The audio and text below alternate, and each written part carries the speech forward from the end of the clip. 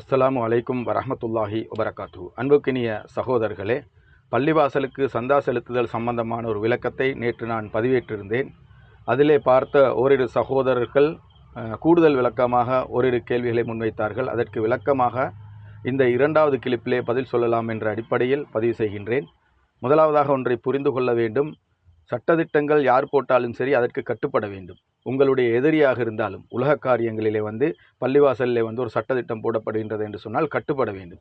அரசாங்கத்தில் ஒரு சட்டத்திட்டம் போடுவது என்று சொன்னால் அதற்கு கட்டுப்பட வேண்டும். ஸ்கூலில் பொறுப்புதாரிகள் ஒரு சட்டத்தை போடுவார்கள் என்று சொன்னால் பாரபட்சம் பார்க்காமல் கட்டுப்பட வேண்டும்.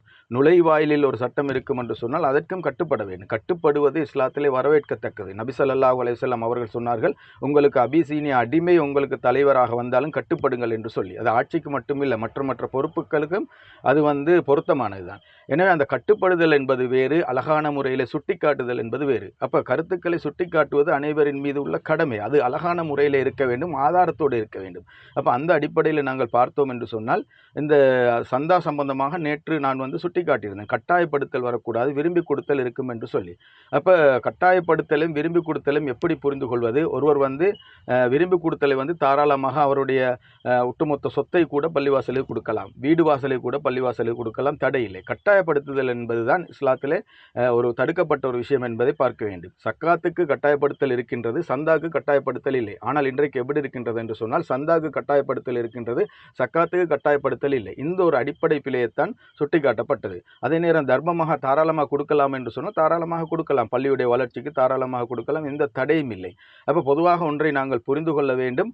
ஒரு சட்டத்தை பற்றி இஸ்லாம் பேசும்போது அது குறிப்பிட்ட விடயத்தில் இரண்டு சாரார் வருவார் என்று சொன்னால், உதாரணமாக சொல்வதாக இருந்தால், கடன் விஷயத்தில் கொடுத்தவரும் வாங்கியவரும் வருவார். அப்போ கொடுத்தவனுக்கு ஒரு சட்டம் சொல்லும், வாங்கியவருக்கு ஒரு சட்டம் சொல்லும் இஸ்லாம். கொடுத்தவருக்கு என்ன சொல்லும்? வாங்கியவர் கஷ்டப்படுறாரு, அவருக்கு திருப்பி கொடுக்கலாம் அமைகிறாரு, நீ தள்ளுபடி பண்ணு, அது உனக்கு சிறப்புன்னு சொல்லி ஒரு மெசேஜை சொல்லும். அதே நேரம் வாங்கினவருக்கு சொல்லும், நீ கட்டாயம் கொடுக்கணும், மறுமையில் தண்டிக்கப்படுவாய், விசாரிக்கப்படுவாய் என்று சொல்லி அவருக்கு எச்சரிக்கை செய்யும். அப்போ இதை மாற்றி எடுத்துக்க கொள்ளக்கூடாது. அப்போ ரெண்டு பேரும் அவரவருக்கு சொல்லப்பட்ட அந்த மெசேஜை தான் அவரவர் புரிந்து கொள்ள வேண்டும். அது மாதிரி தான் பள்ளிவாசலுடைய சந்தா சம்பந்தமாக யாரெல்லாம் வாங்குவார்களோ அவர்கள் விளங்கி கொள்ள வேண்டும், கட்டாயப்படுத்தக்கூடாது என்று சொல்லி. கொடுக்கக்கூடியவர் விளங்கி கொள்ளணும், நாங்கள் தாராளமாக பள்ளிவாசலுக்கு கொடுக்கலாம், எங்களுடைய சொத்தை கொடுக்கலாம், பள்ளிவாசலுடைய வளர்ச்சிக்கு நாங்கள் பாடுபடலாம், அதில் எந்த விதமான மாற்று கருத்தும் இல்லை. இதை நாங்கள் சரியான முறையில் புரிந்து கொள்ள வேண்டும்.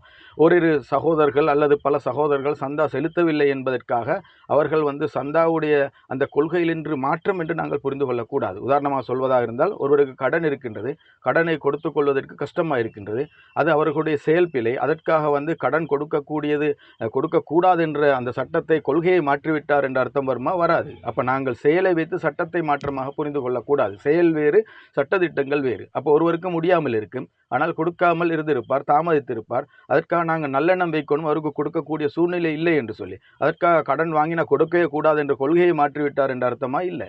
அப்போ அந்த சந்தா சம்பந்தமாக பார்த்தோம் என்று சொன்னால், சந்தா கொடுக்கக்கூடிய கொள்கையில் தான் நாங்களும் இருக்கின்றோம். ஆனாலும் கூட அந்த சட்டத்திட்டத்தை பேசும்போது அதனுடைய கருத்தை பேச வேண்டும் என்பதுதான் எங்களுக்கு இஸ்லாம் வழிகாட்டக்கூடியது. எனவே அன்பான சகோதரர்களே, அழகான முறையில் கட்டுப்பட்டு குர்ஆன் சுன்னாவுடைய அடிப்படையில் தாராளமான முறையில் அழகிய முறையில் சுட்டிக்காட்டுவது என்பது இஸ்லாத்திலே உள்ள ஒன்றுதான். அதே போன்று உலக அடிப்படையும் எடுத்துக்கொண்டாலும் கூட அழகான முறையில் யாரும் யாருடைய பிழையும் அழகான முறையில் சுட்டிக்காட்டலாம், ஆதாரத்தோடு. இது தடையில்லை, அது தேவைக்கேற்ப, அதாவது மார்க்க விஷயமாக இருந்தால், தேவையாக இருந்தால், ஒரு மனிதனுடைய தனிப்பட்ட விஷயமோ அல்லது தேவையற்ற விஷயங்களை சுட்டிக்காட்டுவதில் என்பது எங்களுக்கு தேவையற்ற விஷயம், மார்க்க சம்பந்தப்பட்ட விஷயம் என்பதனால் இதை சுட்டிக்காட்டணும் என்று நினைக்கின்றேன். அஸ்ஸலாமு அலைக்கும் வரஹ்மத்துல்லாஹி வபரகாத்துஹு.